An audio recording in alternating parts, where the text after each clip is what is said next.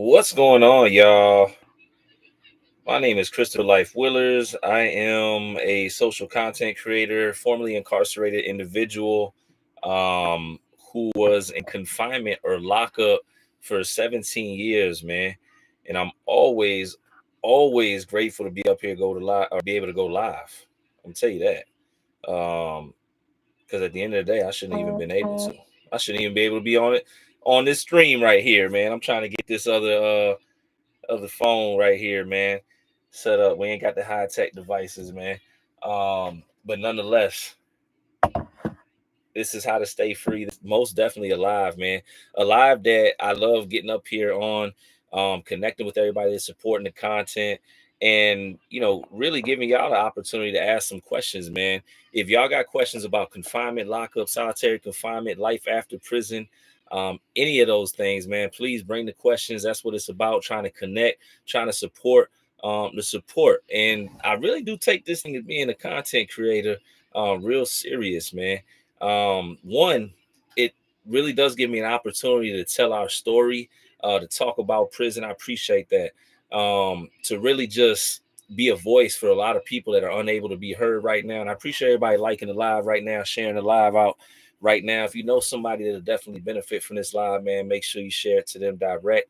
And I appreciate everybody that's liking and sharing and doing all that with the content as well.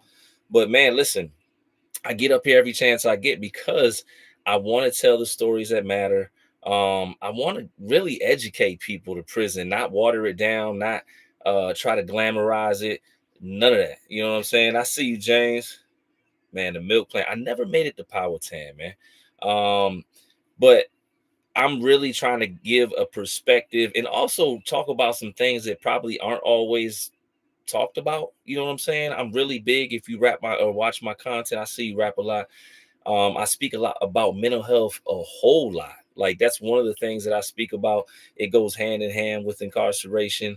In my opinion, Jamo, you better bet it. That's a good, that was a good question. I believe you're the first one to ask that question, man. Um, but nonetheless, that's what I'm up here doing, man. Also, man, I work in reentry now as a formerly incarcerated individual. I get to help people every single day, man. I'm getting ready to travel back to VA and actually go into three different prisons. Sussex one, Greensville Correctional Center. Um, what's the other one? Lawrenceville Correctional Center. So I'm definitely excited about that. Siraj said, "What ethnicity did I roll with?" I didn't have to. Where I was at in VA, man, it wasn't about race. I can say that honestly. Different states are different, different prisons are different, etc. But VA was never like that. It was quite common to see, black people hang out with white, Hispanic, all that. Honestly, man. So we were fortunate out there in VA. There was still a lot of politics, though. There definitely still was a lot. Eric said, "How long did it take to get comfortable in your skin again when you were released?" I got out the 1st of August, and I'm still nervous around a lot of people. I appreciate that, Eric. Man, let me tell you something. First and foremost, welcome home. Anybody that's coming home right now, yo, appreciate y'all coming home.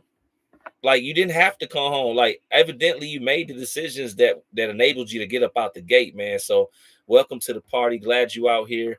Um, Matter of fact, if anybody's been impacted by incarceration, if you did time, etc., please put something green in the chat, man. I would love to see something green just to represent. If y'all want to put where you from too, that's cool as well.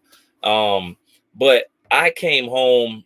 Well, I got locked up February 12th, 2003. I didn't come home till January 13th, 2020. So I don't know how much time you did, Eric, but I feel like any term of incarceration is too long. Um, Not only did I come home 16 years, 11 months later, I did a considerable amount, about 8 years on a level 4 yard, additional 3 to 4 on a level 3 yard, and then the rest were kind of low levels, but well, outside of solitary confinement time, I should say that. The other thing is that I came home 3 months before the pandemic. So my answer may be different than you. Thank goodness we moved past that. Though I do have a friend of mine whose wife recently got COVID or whatnot, but we're past that phase, right? So it's different, but it took me about 2 years, bro. And I say 2 years, it would have been sooner. Like I probably would have been reacclimated to society sooner. I probably would have been better off, you know what I'm saying? But I didn't get the help that I needed right away. I didn't do that part. And I tell anybody that came home, 5 years is a long time still. You said only, man, 5 years is enough for the world to change. Um, but one thing I tell people when they come home from incarceration, I see you, Bree, is get mental health support, even if you feel like you're okay. You know what I'm saying? I see you, Iris, and I see you, Miss Guzman. I do, and we definitely prayers for you and your son. And I know about Will Cox. Listen, get mental health support ASAP. When you come home, there's a lot of us, we feel like we got it. And I get it. And I'm not saying everybody that comes home from prison is out their mind. I'm not saying that. But what I am saying is just go get a checkup anyways. The same way you should be going get a physical, getting a doctor to check you, you know, your blood pressure, get your labs and all that. Get some mental health support. Go for a psych eval or a check-in, whatever, with a therapist or two. Talk about some things and just make sure you're good. You know, and make sure you can process the things that you've been through, because I'll say it time and time again. I don't get tired of saying it. You don't know the impact of the trauma that you faced until you're outside of that environment. You understand what I'm saying? Once you're outside of that environment, then it's like you're able to start healing. When you're inside prison, it's nothing but camouflage. It's camouflage. You in there with a bunch of other people that are going through symptoms of PTSD, etc. When you come home, it's like you're decompressing, and you're really exposed to just how you've been impacted. The speed of everything when I came home. I did a post earlier today about the speed of things, man. When I first came home, work, home, that was it. Being anywhere else, being in Walmart, being in the grocery store, all that, it was too much. It was too much. And for some, they can come straight out here, go right into they're good. Me, I was not like that. In restaurants, listen, 2025, we just ate hibachi today, right? Was nothing. Go sit, pull up at the hibachi. They got the flame going. The guys, whatever. When I first came home, oh no, I can't. I'm not sitting at the hibachi table, because then I got to sit with other people that I don't know. You know what I'm saying? It's too much social interaction. There's pressure. There's certain things when I first came home, and to this day, you know what I'm saying. To this day, maybe not, definitely not to the severity, but it's still a little, you know. But certain social interactions feel pressure filled to me,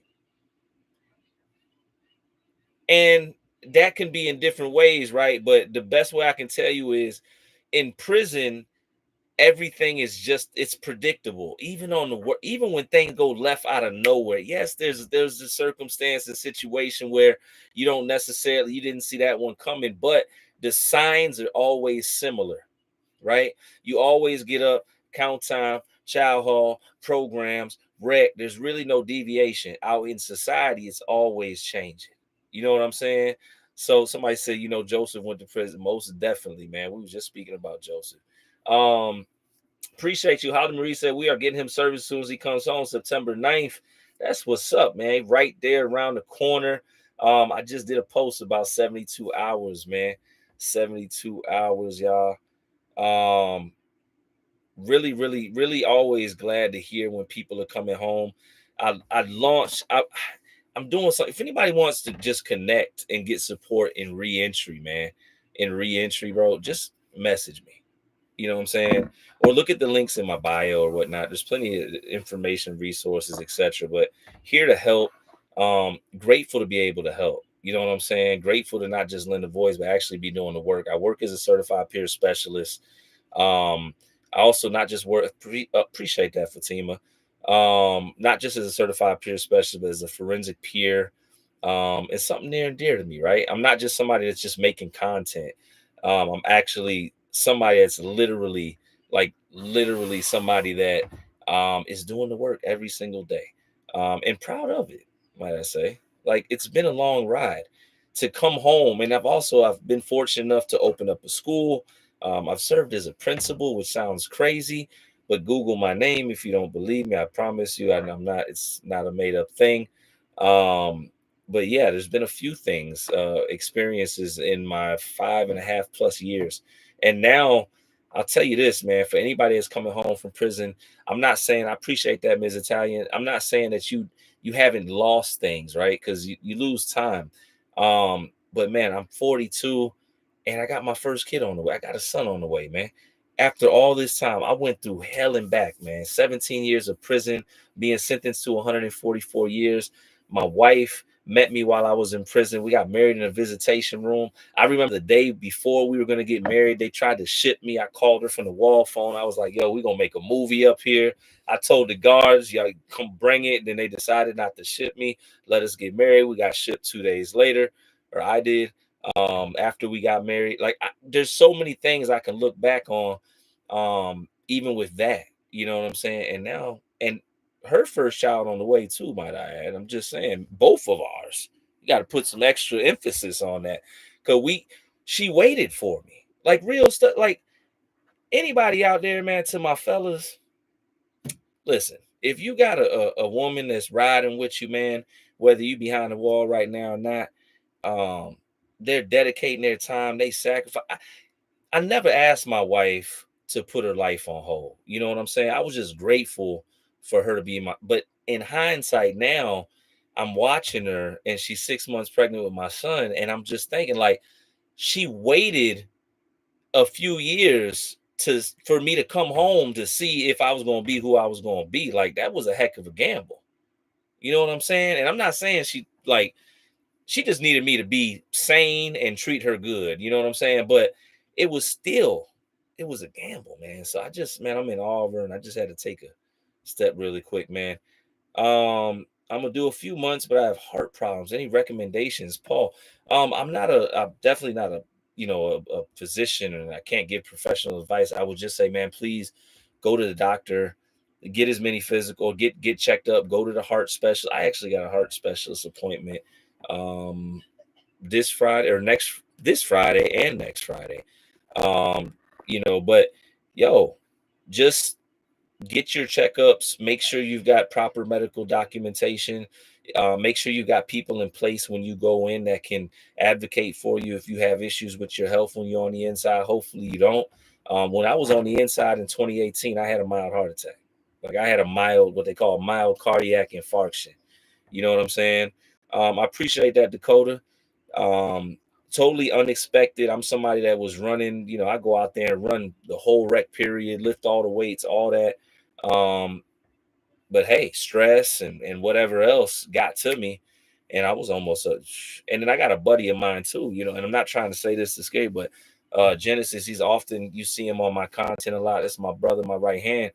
um Definitely Colin Ray, what's good, man? Hey, good brother, man. About to send you the follow, man. That's all right, man. Shout out to Colin, man. Y'all make sure you show Colin love, man. One of the good brothers, man. Um, but I'm trying to keep up with the questions too, man. I, I am, man. I'm doing well. No complaints, man. I got my first kid on the way, Colin. I was just talking about that, man. Definitely, man. It's been a heck of a year though. My house burned down in the beginning of the year, but we fought through that. So you know what I'm saying. But listen, man. Grateful, man. Um, Somebody said they released workbook. That's awesome. I've got workbooks as well in the reentry space. And me and my wife, we do counseling and all that good stuff too, man. So much fun just to help people. You know what I'm saying? Yeah, Colin Ray. It was definitely January 23rd. My house burned down while I was doing a TikTok. Uh, and then we were displaced. We still live in an RV right now, which is okay. You know what I'm saying? I'm not crying, not doing none of that. Bacchus was good, man. But still, it was an adjustment. And then in the midst of this, after the house burned down, moving into the RV, my wife's pregnant, right? Which, thank God, of course. But both of our first child, and man, excitement. That's all I'm saying, man. Blessing. Somebody said, when am I getting out? I'm already out, man. I'm already out. It's just a backdrop. Just a little green screen. That's it, man. You know what I'm saying? Just a little bit. And I appreciate y'all, man. I appreciate the end of after the mild heart attack. Um, yo, the so yeah, that's what I was talking about before my ADHD kicked in. The reality of the situation is they really didn't do anything. You know what I'm saying? They didn't do what I needed them to do when it came to my health. It was more like, oh, we're gonna wait to see if you're okay. And then we'll give you some Tyler or baby aspirin and B12, vitamin B12 or whatever, niacin or whatever. I don't know what it was. And that's all it was. Go back to your bunk. They did an EKG. That was it. And they never sent me out. That's the scary thing. And for me, I probably didn't go about it the right way. I probably should have raised, but I was more in that I was down to about a year in my prison sentence. And I just wanted to get home. And I felt like my body was good. Like I felt like my body was good. So I waited about 10 days and then I started running again. Like I got on the yard, I just started jogging crazy. Like, and I just remember like I was getting like the type of a crazy cardio in. The COs was like, "Are you okay?" I was like, "Yeah, I don't want to die. I want to live." Had a mild heart attack. Y'all didn't send me out. You know what I'm saying? None of that. Somebody said rec denied. Yo, I was out there though, man. And that was it. The unfortunate thing is when we're speaking about that, man, I know quite a few people that passed from heart attacks inside prison, man. Um, how many fights did I have in prison? I don't know. I don't know. Jail and prison. Again, I was locked up 16 years, 11 months. Not like an obscene amount of like less than 10. That's what I'm gonna say. Less than 10. I hope. I don't know. I'm old now, so the goal is zero for the rest of my life. That's all I know. Somebody Gary says spent a collective of 23 years in prison since 1999, winning the battle of addiction, which began while incarcerated. People don't understand that part, man. A lot of times it does begin on the inside for a lot of people. Thank you, man. He says, I appreciate your content because I can relate. My wife rode 10 years with me, man. Shout out to the soldiers, man. Back in, did anybody try me? Yeah. Yeah. I feel like anybody gets tried in prison at some point. Like even if it's not the first day on the yard, like at some point you're in prison, you're on a max yard, everybody's like angry, agitated. At some point you're going to cross paths with somebody the wrong way or they're going to cross paths with you and it's not going to be pleasant. And it happens. It's almost a rite of passage. I feel like I don't never glorifying prison, but until you get tested, you really don't know who you're going to be in that environment, nor does really everybody else around you. And when you get tested, I know for me, I realized I wasn't scared. Well, I was scared, but I wasn't scared to fight. That if that made sense, I was scared to never leave a place called prison. You know what I'm saying? But I wasn't scared to fight. I knew I couldn't lay down. That's the reality. But yeah, man. Some guys be like, I ain't never got tried. Maybe not. I don't know. Any thoughts about California prisons? They're way crazier than the prisons I've been to, I would say. Gordo, I appreciate that. VA, I'm not gonna say that VA prisons was like a walk in the park. I'm not saying that, but man, what I hear about Cali and the yards and all that, segregation and the politics. Oh yeah, yeah, yeah, yeah. That's more serious, man. Did they have a lot of Diddy parties there? No, they did not. At least not that I know of. I did a post about honey buns on the pillow, man, just because people were asking about that. Somebody Eric said 0 fights in 5 years. That's amazing. And I actually I know somebody did 19 years, not one fight. You know what I'm saying? Appreciate that, Anton, man. Yeah, I needed to change, man. Lumbee, what's good, man? Lee Correctional, Eric. I think I just watched something, man. That was a crazy place. I think I just watched something about a riot up there, man, that happened in 2018. If I'm not mistaken, man.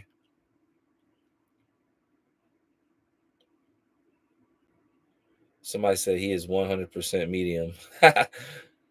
Who, me? I'm 100% free. Yeah, I feel like California, but Georgia's bad too though. I ain't gonna lie, Georgia is extremely bad too. Thoughts on Keefe? I keep a bag of Keefe. I got 3 bags of Keefe, man. I got 3 bags of Keefe right now at all times to this day.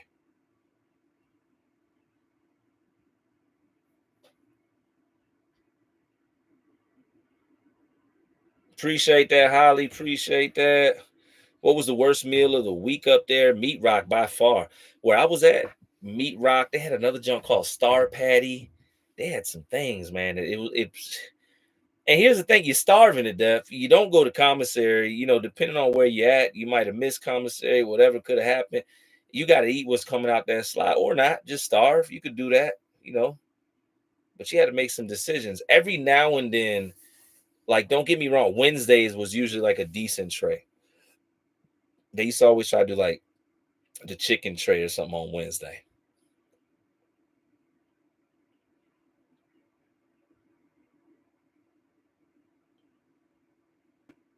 Page is funny. No page. Just Google my name. Keefe was definitely gold, y'all. Did they make food on the stairs? Not where I was at, y'all. Not where I was at. I see the videos. I think I posted a few, man. If an officer gave you respect but expects you to follow the rules, would you be cool with that? Yeah. I mean, I'm not listen, I am on record of saying I understood that the COs had a job to do in there, you know, and they can't do their job if what I'm saying, everybody's running around. Like, you got to have rules, and the rules that's in place in prison a lot of time, I'm not with them, but they help when they're actually in place, protect guys in there, because that's the whole duty of a correctional officer, is supposed to keep people safe in prison. I kid you not. That's what they're supposed to be trained for. So no, if it was the officer that did their job, no. There was an officer or two, they were straight a-holes, but they were by the book. And if you they would give you what you were supposed to get, and you knew that. Like, yeah, they might be a-hole when it came to cell inspection, but if you needed to get the medical, you needed to get the law, they were going to be the ones to make sure you got what you were supposed to get. So it was like, and then you had some ones that they just figured it out how to just do their job. It's all about respect. I have a problem with the ones that go above and beyond to try to punish people that are in prison when it's not their job to do that. You know what I'm saying? You got people that are losing their life in there, like from COs that's supposed to be protecting people. So, you know, um, do you have to be? No, you didn't have to be. What? Not where I was at. That was a good question, Dancer. Would you consider doing an interview with the After Prison Show? Is based out of Virginia. I do not know what the After Prison Show is, but probably. That's where I did my time in VA. I've done interviews with Ian Big Mac Cox, my brother Chris Styles over there at Breakbeat Media, and uh, all his platform over there. I've done some, man. Oh man, there's always one. Always one. But anyways, check those out, man. I appreciate the questions. That's what that's why like I really hop up here live so y'all can ask questions. If there's anything I miss, because I definitely can't respond to all the comments. I appreciate it. But I appreciate all the support, man. Sean, I see you, man. After Prison Show is the OG and largest YouTube channel. Okay. For some reason, I feel like I've been on that show. Aaron, I see you, good brother. I might have been on that. Is the OG and largest YouTube channel. I do actually think I did an interview with him, as a matter of fact, Vortex. Now that you're saying that, it's been a wild few years, man. And I'm grateful for the interviews I do get to do, though. Oh man.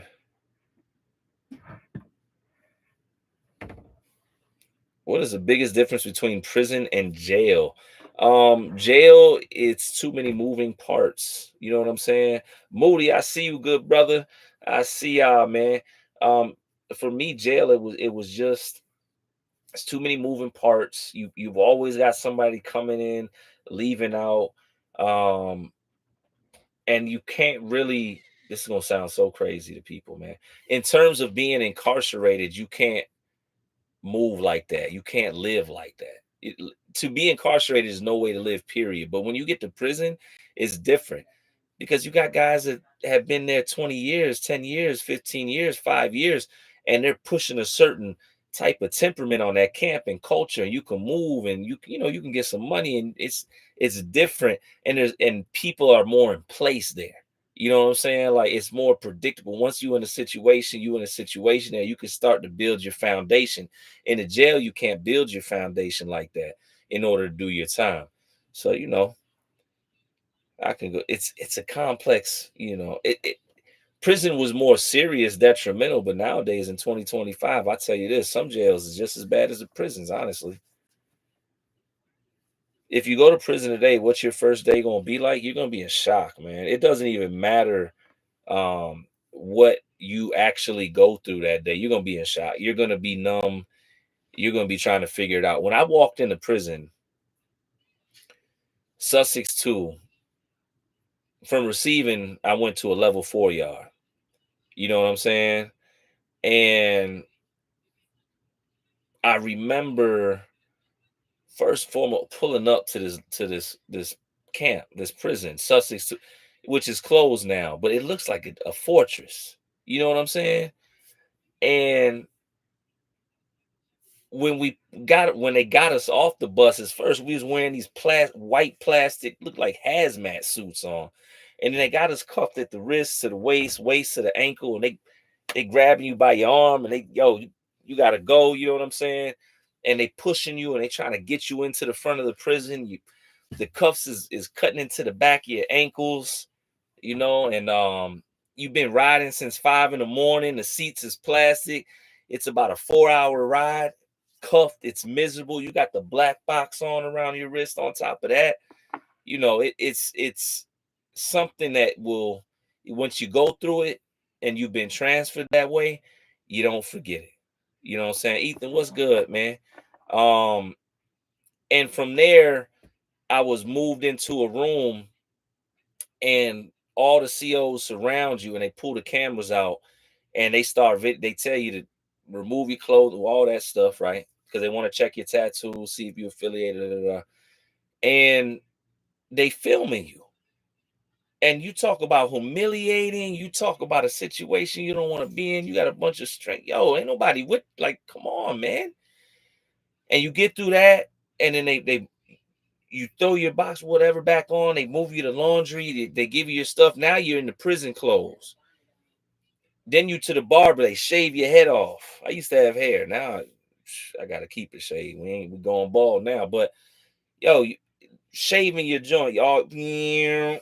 And then from there, we were straight on to the boulevard. It was about 8 of us that came together. And I remember everybody looking either scared, nervous, in shock, anxiety, whatever it was. And when they opened the door for us to go on the boulevard, it was July and it was about 100 degrees, man.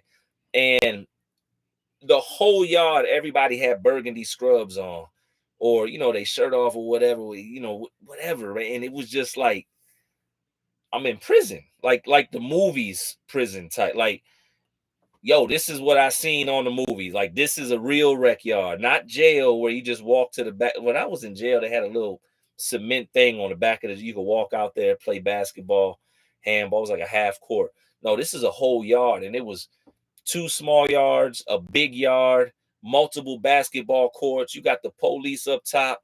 You know what I'm saying? With the looking at you with the thing, and you're in shock, man. And then on top of that, this is where you're gonna be at. Like your release date.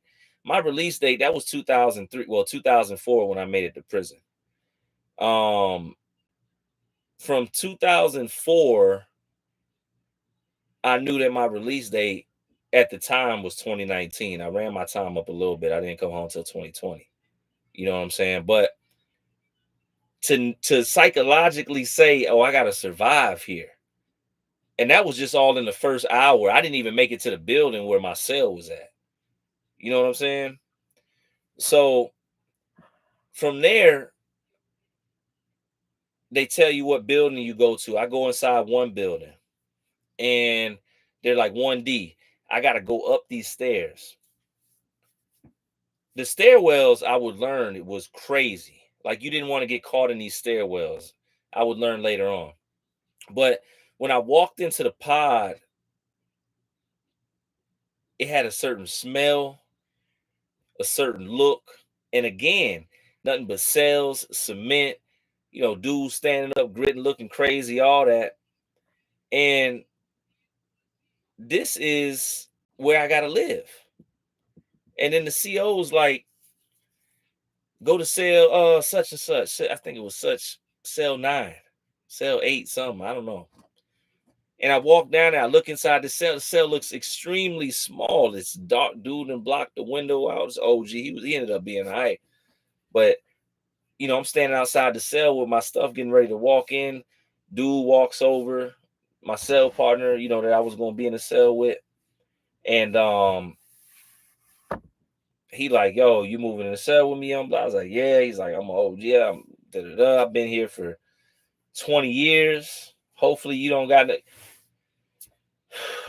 And I'm just like, this is life. I can't believe I allowed 30 seconds of emotion, 30 seconds of a bad decision to put me in prison for what? 17 years, And that was the reality of the situation, man. It's not a game. And that wasn't, somebody said, what was the first 24 hours, man? That was the first 4 hours. Within the first 24 hours, I walked over somebody that had got SA'd or whatever, with the rest of my dorm on the way to the chow hall. My cellie, he was an old time. He was like, man, just keep it moving. Just don't even look down. Just keep walking. Follow everybody in front of you. You know what I'm saying? Can someone just stay solo the whole time? At least where I was at, they can. In VA, they could. In VA, you definitely could, man.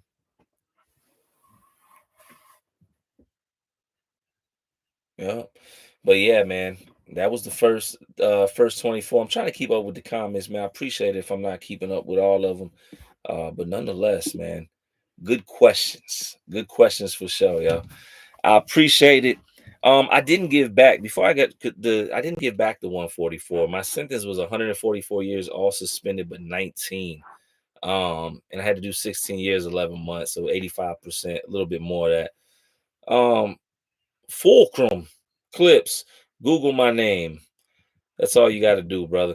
There's no need to make up anything or embellish. Believe it or not, and I get it because there's so many people that get up here and lie that when people are standing in front of you telling you the truth, you could still get confused and think that they lying too.